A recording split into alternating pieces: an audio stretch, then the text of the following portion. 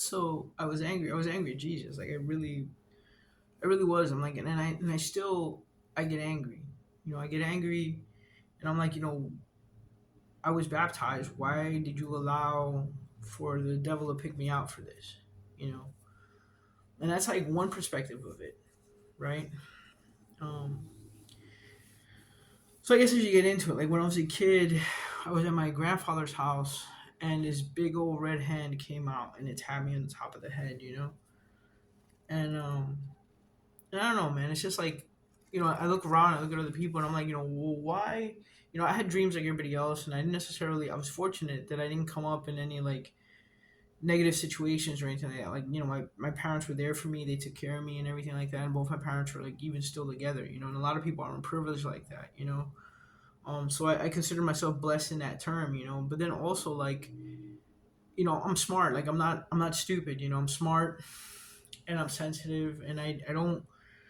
I don't consider myself to be so unusual, but like, my whole life, like I just kind of felt like sort of, I don't know, um, out of it. Like I don't belong. Um, so I remember as a kid, like I used to go around like looking for my family, looking for where I belonged, which makes no sense, right?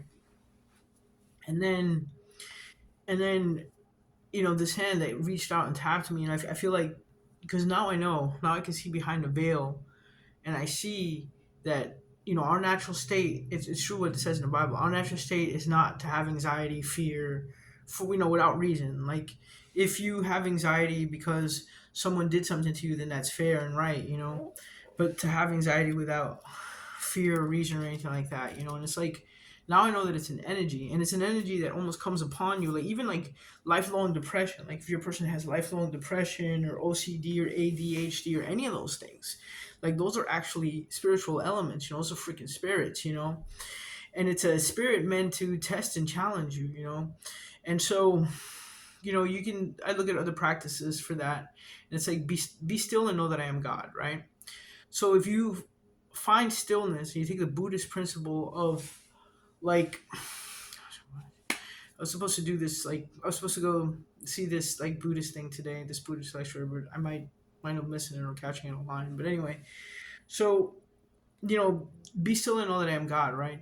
So once you become aware of the veil behind your thoughts, and you're like, and that this isn't necessarily yours, to keep in mind that we are the observer behind our feelings, our thoughts, and even our emotional states, and it becomes easier to control these things, and yet still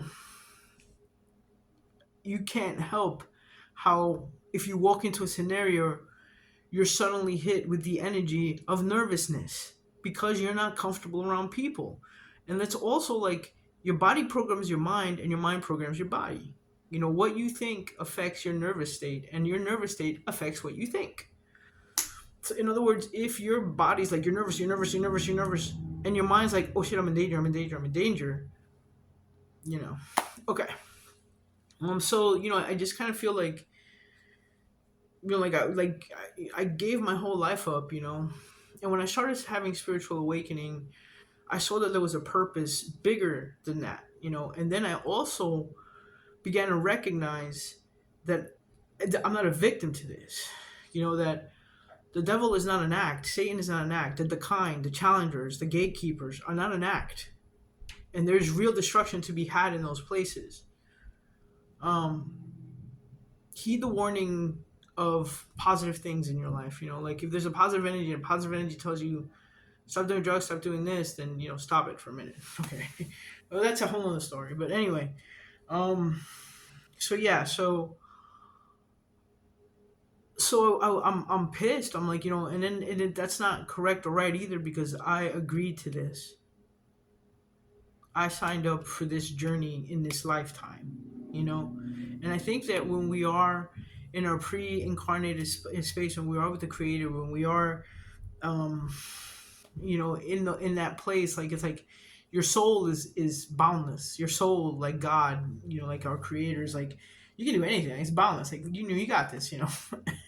And then we incarnate, and it's like Jesus, you know. And yeah, I mean, I'm not gonna pretend to have all the answers, but I've seen and heard things. Okay, so um, so yeah, so I forgot where I was with this with this scenario and the twin flame thing.